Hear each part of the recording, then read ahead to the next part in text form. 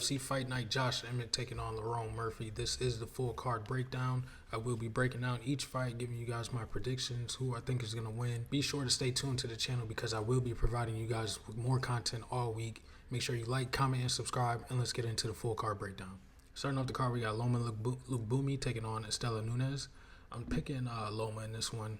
So Estela Nunes, she actually pulled out of the Molly McCann fight on the London fight card a few weeks ago.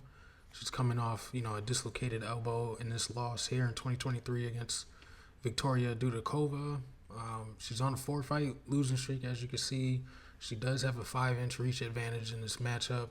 Has decent Muay Thai. She can crack. She knocked down Yasmin Harrier in that fight, where she ended up getting knocked out. Did get dropped in the second round and was finished with some nasty ground and pound. She does have her hands very low and she throws her shots from the hip. And then when I look at Loma, she's coming off the win against Bruna Brazil. It's pretty good. Bruna Brazil is okay. She is at a disadvantage in the reach, but she's very good with her kicks. She's a patient striker. She finds her entries really well. She's got good head movement. She's never sitting on the center line, so Estela could, load up and find the shot to clip her with. She's got some losses in the UFC against Lupi Godinez and Angela Hill. I think those are, aging pretty well. Both those ladies are at the upper tier of women's MMA. You just saw Lupi Godinez handle another prospect last week. So some pretty good L's on the record. I think she, has the ability to strike from outside and tie up when necessary. Her clinch game is pretty good. And she has a pretty good pop on her shots, and I believe her to have, the wrestling advantage in this matchup. So I believe Loma's going to walk away with a W, more than likely on the scorecards. I wouldn't be surprised if she finished her. I'm not, impressed with what Estela Nunes has brought to the UFC, but I'm picking Loma to win overall. Next up, we got Vanessa Demopoulos taking on Tailita Alencar. I am picking Talita in this one. So I'm not really confident in this matchup. I think both of these ladies are cans, so to say. This is the fight of the shortest reach in the division. If you look, they're both under 60 inches. That's pretty. They got really short arms. Alencar, she's coming off the loss in the rematch against Stephanie Luciano, who she had a draw with on the Contender Series here a year and a half ago. They rebooked that fight and she got absolutely worked. She was getting touched up on the feet, busted up early. She was at a reach disadvantage in that fight. I think Stephanie had probably like 6 or 7 inches on her, so she was just getting touched from outside. She's still early in her career at 34, but I don't know, I don't see much development. She looked very gun shy. She had bad entries on her takedown attempts. She swings wildly at times. A lot of like looping shots. She should be able, to find a jab if she does have one in this fight. She's not going to be at a, big disadvantage where she can't close the distance with, some straight shots. So hopefully she ties that, strings that together and fine tunes the striking. But she is, the game plan for both of these ladies are just to grapple. I do believe Alencar is the better grappler, when I look at, Demopoulos, she just got subbed by an armbar against Jacqueline Amarim, who's actually pretty good. She protested that her hand, that Jacqueline's hand was in her glove before it was locked in, but I don't think that was gonna. It was a slight, glove pull. She was in the submission no matter what. She throws a lot of overhand combos, and I feel like both of these ladies, they're evenly matched on the feet. Their striking is not impressive. They're just, they're going to prioritize grappling, and I believe Alencar to have the advantage. I wouldn't be surprised if, she locks something up. I'm just not really confident in this fight at all. Don't want to watch it, but, it's another one of those Apex cards where we just throw stuff at the wall and we're left to deal with it. But picking Alencar, not really confident, but I do believe she has the better grappling and she should get the victory with that. Next up, we got Victor Henry taking on Pedro Falcao. Forgive me if I'm pronouncing his name wrong. I'm gonna pick Victor Henry in this one. I like Henry is coming off, the loss to Jourdain, but he was putting up a pretty good fight. He just made one mistake. That was his first submission loss in his career, actually. Before that, he has the knockout over Ronnie Yaya, who's an older guy, a veteran.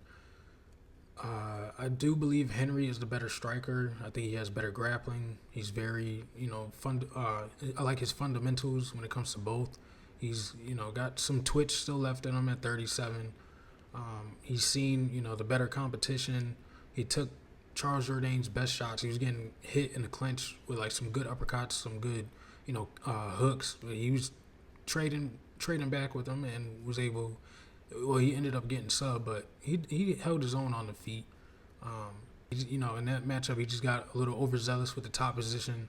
Ended up getting his neck, pulled on. But if you look earlier in that fight, he had Charles Jourdain locked up in a guillotine and had his back. Just ended up getting shaken off and reversed ultimately. But I do believe Victor Henry is the better striker. When I look at Falcao, he's very heavy on the grappling. Striking style is very sloppy. I don't think he has a jab at all. He didn't utilize it in this fight against Victor Hugo, where he got picked apart from outside. He relies on his pressure grappling a lot, and I believe he was in that fight against Victor Hugo. He was beginning to fade in the second round. Got dropped in the third, and ended up losing the decision. He stands really square, so I think he's going to be open to a lot of like teeps and the jabs that Victor Henry is definitely going to bring. So I believe Victor Henry's going to win it on the scorecards. I wouldn't be surprised if he catches him with something that probably get a knockdown in this fight, but I'm rocking with Victor Henry. Next up in the welterweight division, we got Rhys McKee taking on Daniel Frunza. I'm gonna pick Frunza, but I do have something interesting at the end of the breakdown for you guys. So Rhys McKee, he's coming off the close decision loss to Chidi Njokuani. He does have a 5-inch reach advantage. He does have a pretty solid jab. I hope he looks to use that in this fight. I think his hand speed is where the biggest disadvantage in this fight is. He's very slow from outside. His shots come very slow. I think Frunza is going to be able to counter that over the top definitely and possibly crack him. He's slow to exit the red zone. Chidi took advantage of that. Landed, utilized his Muay Thai, landed some good elbows, some good knees in the clinch. He doesn't defend leg kicks very well. And sad to say, but he has 0 wins in the UFC. On his debut, he's actually fed to Hamzat Chimaev, where he got, destroyed in the first round. But I will say Rhys McKee, he does have 3 wins by submission, and I wouldn't be surprised if he's able to pull one off in this one. So I will be looking at the Rhys McKee submission line when that drops. When we look at Daniel Frunza, he's got a finish on Contender Series, but it was he was in a tough fight. He was getting cracked early, got dropped, was taking some pretty big ground and pound, but the guy ended up gassing out. He needs to work on his takedown defense, his submission defense. He was, like I said, he was rocked by Kuti. Yeah, Vadim Kuti. He was rocked, dropped, he dropped Kuti. Kuti got up and immediately took him down. So definitely needs to work on his takedown defense. Was getting controlled for a little bit, but got back up and won the fight. I think he has, like I said, he's got the hand speed advantage. His kicks are pretty quick. He's got good eyes, good head movement. He has the power. He has fought a similar opponent a few years ago in LFA. Yeah, okay, so it was over a year and a half ago. Jalen Fuller, he was also 6'2", and he had an 80-inch reach, and he ended up knocking that guy out.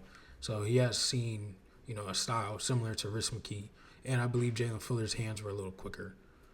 He is able to cross the void and land his shots, and he should be able to catch Rhys McKee. I wouldn't be surprised if he knocks him out, honestly. So I'm going with Daniel Frunza, but I will, like to see the Rhys McKee by submission line when it drops. Next up, we got Deone Barbosa taking on Diana Belbita. I'm picking Barbosa. I think she's going to get a club and sub finish. She's a big flyweight for this, or she's a big girl for this division. She's got a really strong athletic build. She's a grappler first. She actually teaches jiu-jitsu out in Vegas, but her striking has definitely come a long way from, her first few fights. She's dangerous off of her back, like I said. She had a tough matchup last time out against Miranda Maverick, who utilized the wrestling, but she had some successful moments. Landed some good shots, threw up a lot of submission attempts off her back. She just the wrestling pressure was just a little bit too much for her, but that was a good lesson for her to learn early in her career. She's got some really long, skinny limbs that I think she'll be able to lock up a submission or even be able to transition on the mat. So definitely look for that. And then looking at Bobita, her arm was broken in her last fight against Molly McCann, who I do not think is high level at all. She just retired after getting beat up 2 weeks ago. But yeah, Molly Meatball actually broke her arm. I think this is a better matchup for Dione. She's not going to get wrestled and grappled like she did against Miranda Maverick. Her striking is decent. She keeps her head tucked really, really low, so she's only pointing, her forehead at you. But I think that's just going to be a magnet for Dione. She might land like a head kick or something. And she throws some really good kicks. And like I said, her legs are really long. I think she'll be able to definitely close the distance with one of those. And, Belbita, she pushes a lot of her shots. She doesn't have the pop on them. She's, just throwing them, trying to throw through the person rather than, snapping the shot. But I think Barbosa gets it done inside the distance, honestly. Next up, we got Davey Grant taking on Daniel Santos. I think this is a really good fight. This is a really good fight for both of these gentlemen. I think I'm going to pick Davey Grant. Need to see media day and everything throughout the week, but I'm going to pick Davey Grant for now. Daniel Santos, he's been gone for about 2 years now. His last fight was the Johnny Munoz fight where he handled him. Definitely, scored some damage in that fight, got the decision. But he has had 2 canceled bouts. He was supposed to fight Said Nurmagomedov and Daniel Marcos. He had to pull out. Not sure why. Didn't stay on Tapology, but he's had to pull out of 2 fights since the Johnny Munoz win. He does have a knockout win over John Castaneda, who I think very highly of, so that was, pretty good to see that. He's a shoot-the-box Muay Thai striker. A lot of those guys are okay. There's some that are really good, and there's some that are okay. I think he falls right in between that. So, he prefers to strike rather than grapple, but he did get caught in a few submission attempts from Johnny Munoz. Johnny Munoz was, he was butt scooting the entire fight, definitely trying to submit this guy. He didn't want to be on the feet with him, but he did have some success, landed a big knee on Daniel Santos. But he was able to escape a lot of the submissions, and he did some good damage from top position. But when I look at Davey Grant, he's a tough vet. He has the split decision loss a year and 8 months ago to Daniel Marcos. That was a very, very close fight. I think the only reason why he lost was because he got his nose busted up. But for the most part, he was trading shots with Daniel Marcos very well. It was a really good fight. You guys should go watch it again. I think he's got slick striking. He's got, some knockout power. He knocked out Jonathan Martinez a few years ago. He's got good footwork. He stays mobile. He's got a very high output. That's what, kept him in that fight against Daniel Marcos. He was definitely, putting it on him. I think he has the better jiu-jitsu and has the better wrestling in this fight. He trains with, in the Marcos fight, he was training with Merab, so you could see, the cardio influence that Merab was giving him. But I believe Davey Grant is a very good, veteran.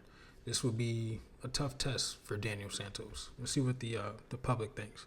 Yeah, the public's going with Davey Grant too. So Davey Grant's a pretty good fighter, pretty good veteran. We'll see what Daniel Santos is made of. This is definitely going to be a really tough fight. Could be fight of the night, honestly. We'll see what the odds drop at too. Probably Davey Grant probably around like minus 150. I could see him around there. But yeah, I'm rocking with Davy Grant. Moving on to the flyweights, we got Louis Garule taking on Ode Osborne. I'm picking Garule. I like his striking. He's very calm, in the midst of danger. Enters the pocket really well. He's got slick kicks, slick boxing. He attacks the body very well, similar to like a Josh Van. That's exactly what I saw when he was fighting on his Contender Series fight. He's got really good get-up ability. He does have D1 wrestling credentials. In that Contender Series fight, he actually got slammed in the first few seconds against, I think it was Nick Piccinini. Yeah, he came out and was trying to put him down immediately, but he ended up getting back and, put the work on Piccinini and was doing some really good damage in the boxing range. Ode, he's a decent striker. He's got fast hands. He knocked down Lazy Boy in that fight on the Sphere card. He does have power. He's just on, this 3-fight skid. He's at a huge reach advantage, but I don't think it's going to deter Garule from entering the pocket. I believe, let's see what the fight against Piccinini, I believe it wasn't that egregious of a reach, but I do believe he was at a disadvantage. 66 was Garule. No, never mind. It was only 2 inches.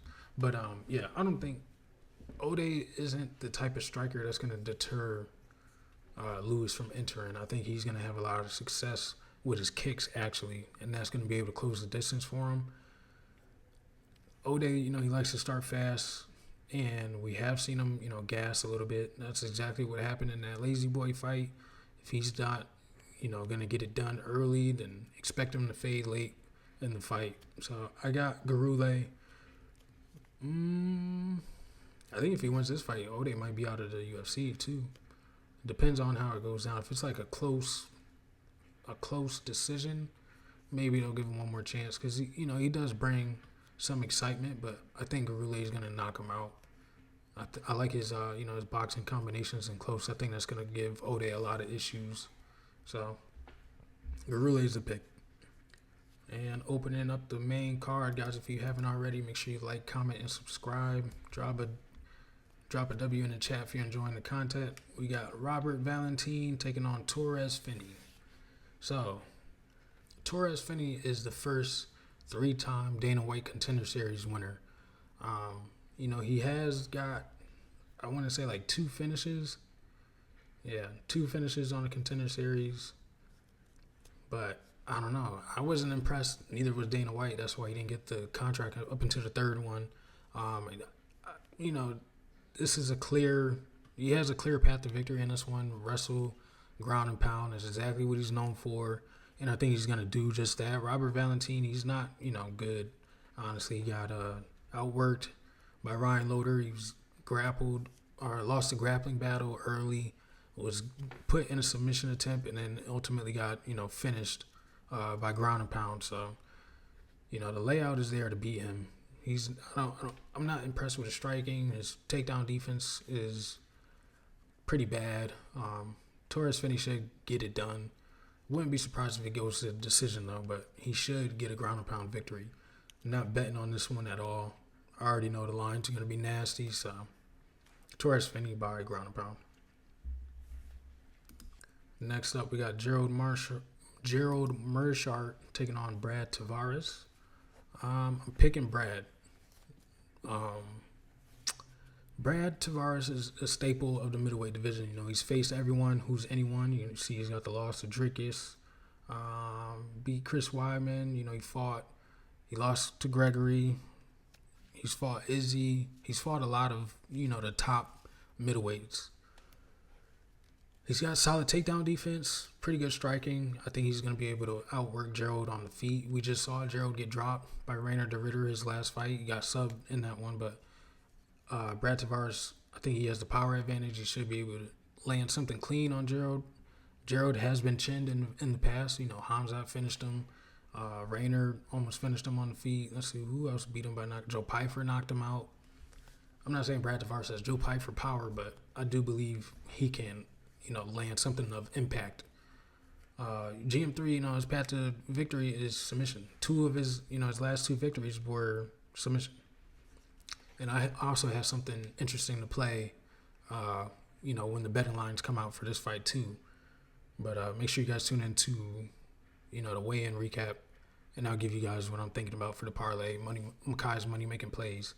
He has the ability to weather the storm, and he could possibly, lock up a submission late. That's what he did in his last two wins. Both of them were, third-round submissions, but he was getting beat up for a majority of the fight. So look out for GM3. His jiu-jitsu's pretty sneaky, but I think Brad Tavares is going to be able to do some damage on the feet, possibly get him out of there. So I'm picking Brad. Next up, we got the heavyweights. We got Kennedy Nzechukwu taking on Martin Buday. Picking Kennedy Nzechukwu. He's a really good, heavyweight prospect now. He moved up. He's the first and only guy to finish Carlos Oberg. That was a very impressive finish. He's a better striker. He's faster. He's got the 6-inch reach advantage. He's got big power for the division. You mix that in with the speed, he's definitely going to give Buday trouble. I think Nzechukwu could possibly be a top 10 heavyweight. Buday, he was finished by Shamil Gaziev 2 fights ago. It was a TKO. He's looking to clinch and do his work there. I'm not really impressed with what I saw. He's fought Andrei Arlovski last time out. It was a split decision. It really just hugging him and punching him up against the cage. I was not impressed at all. I think he's going to be exposed in space. Kennedy, the speed advantage, he's not going to sit there and let him tie up. And if he does, we have seen Kennedy, pull submissions off in the clinch or, land big shots off in the clinch. I want to say it was Devin Clark, standing submission, standing guillotine on the fence. I remember that, verbatim. And then, Chris Barnett, he blew his knee out. But yeah, Kennedy Nzechukwu, he could definitely do some damage up against the fence if that's going to be Buday's, approach, which we've seen time and time again. He throws a lot of looping hooks to close the distance, and I think Kennedy's going to be able to counter that, roll under, and definitely clip him with something big. So Kennedy Nzechukwu to finish. Next up, the bantamweights, we got Cortavius Romeois taking on Chang Ho Lee. This is a really good matchup. Romeois is the underdog, and I know exactly why. His last fight, I want to say it was his debut, right? Yeah, his debut against Bolanos.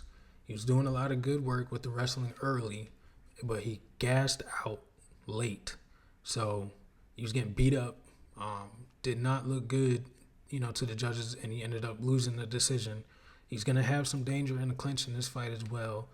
And, he's basically still an unproven prospect. The Bolanos fight was supposed to be a good, debut for him, but he ended up getting beat up. He's got pieced up on the feet throughout the fight. He was unable to keep Bolanos down and then gassed late. So definitely need to see if he's worked on his gas tank. If not, the wrestling approach is, I don't know, it's going to be a tricky one against Chang Ho Lee. Chang Ho Lee, he is the road to UFC winner. I'm normally not impressed with those guys, but his road to UFC fight that led him here, or the championship, I want to say it was, against Long Zhao. He was, a wrestler too. Chang Ho Lee kept him up in a clinch, was throwing some nice knees throughout the entire fight. He just did not stop. His clinch work is pretty solid. He was getting wrestled early, but he was able to rally late. He was able to reverse positions. He was able to escape some submissions. He doesn't accept the takedowns. He's gonna get up back to his feet immediately. He's got some sneaky trips in the clinch as well, so Romeo should look out for that. And his gas tank is definitely going to be a factor in this fight. We need to see what Romeo has worked on, if he's in better if he's done some cardio, if he's in better physical shape. But it's a very interesting matchup, and I'm gonna pick Chang Ho Lee, actually. Initially, I was going to pick Romeo, so I was going to, give him the benefit of the doubt. Maybe it was just like the UFC jitters. But I'm going to pick Chang Ho Lee. I'll wait for the weigh-in recap to see, what they look like. This is a really good matchup. I'm picking Chang Ho Lee. And in the co-main event, we got Joanderson Brito taking on Pat Sabatini. Picking Joanderson. Pat Sabatini, he's looking to grapple. He's got solid jiu-jitsu. He actually has his last win was a first-round submission over Jonathan Pierce. He's got a solid wrestling base. He's got a really wide back, so that gives him a lot of, squeeze power, which was why he was able to, get on Jonathan Pierce's back and submit him. 2 fights ago, though, he was finished by Diego Lopez. Nasty knockout. I think he's going to struggle to get Brito down consistently and in the striking range. Brito, he's a very slick striker. He's coming off the, close decision loss to William Gomis. But he gave Gomis, a pretty tough fight. He's also got slick jiu-jitsu. He also subbed up Jonathan Pierce with a nasty ninja choke. He's got a really good get-up ability. He's not going to, sit there and play jiu-jitsu with you unless he, absolutely wants to. But he's also pretty dangerous off of his feet. He's throwing some pretty good elbows off of his back. We've seen him throw up submission attempts off of his back. And he has the equalizer in his fight, which is the finishing power. He's got a, chaotic pressure striking approach, and I think that's going to give Sabatini a lot of trouble. Joe Anderson should be able to finish this fight. So it's a pretty good matchup for him bouncing back off the Gomis loss. And in the main event, we got Josh Emmett taking on Lerone Murphy. I'm picking Josh Emmett. Excuse me. Sorry, his name's right here. That's why. I'm picking Lerone Murphy. Lerone Murphy, he went 5 hard rounds with Edson Barbosa, got the unanimous decision. He just came off the win against Dan Ige, where he did get clipped early on. Weathered, good storm in that one, but ended up, bouncing back, landed some good shots, did some wrestling, and, won the fight unanimous decision. He's got solid kickboxing, really good feints. He's got good lateral movement. He's always staying mobile. He's gonna, pick and pop. Which is exactly what you need to do against a power puncher like Josh Emmett. He's got good wrestling and, anti-wrestling. Uses his Muay Thai really well in the, when they're tied up. Uses his elbows, his knees.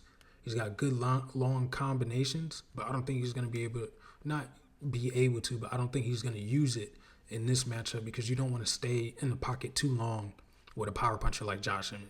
That's what he learned with Dan Ige. That's why he got rocked. Or he overshot. He overthrew a shot and ended up getting countered, but I don't think he's going to throw, long combinations. And I believe he has the better motor. We've seen Josh Emmett tire out against Yair and Ilya. So that's something to look out for, too. Josh Emmett, he's coming over the knockout win over Bryce Mitchell. But that was almost 2 years ago. A year and some change.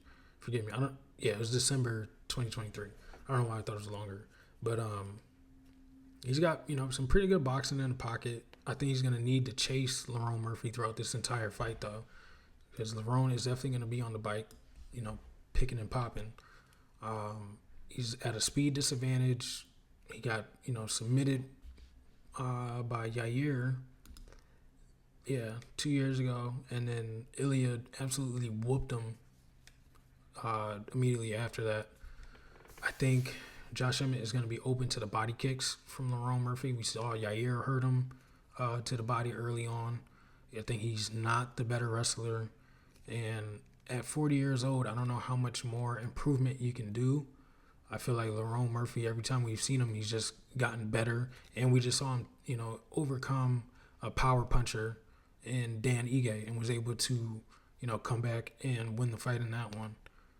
Josh Emmett does have the puncher's chance, but I feel like, his best chance to reach the top of the featherweight division was the Yair fight, but he ended up getting finished in that one. I'm not saying Lerone Murphy is going to finish him, but I do believe Lerone Murphy will do enough to win a unanimous decision. I can see him, staying clean on the outside, finding his shots, landing a few takedowns, and doing some damage and making Josh Emmett look like, an old man. That Bryce Mitchell knockout was impressive, but Bryce Mitchell was also just sitting there waiting for him. Bryce Mitchell's about to get finished again by John Silva. Shout out to him for taking the fight, but you got to look at the matchups. Bryce Mitchell's not, a striker, a slick striker that's going to stay on the outside and pick and pops. Bryce Mitchell wants to wrestle. He wants to use his jiu-jitsu. Lerone Murphy is going to pick and pop. He's going to be on his bike. He's not going to be there for Josh Emmett to, load up and throw that huge right hand that he likes to throw. So Lerone Murphy by decision is the official call, and I believe he gets it done. Guys, let me know in the comments what you thought about the picks. I will have the weigh-in recap immediately after the ceremonial weigh-ins are done. Be sure to tune into that. And I'm going to give you my full card recap as soon as the fights are done. So be sure to turn on your post notifications. Make sure you drop a like, drop a comment, and subscribe to the channel. And I'll see you guys on the next one.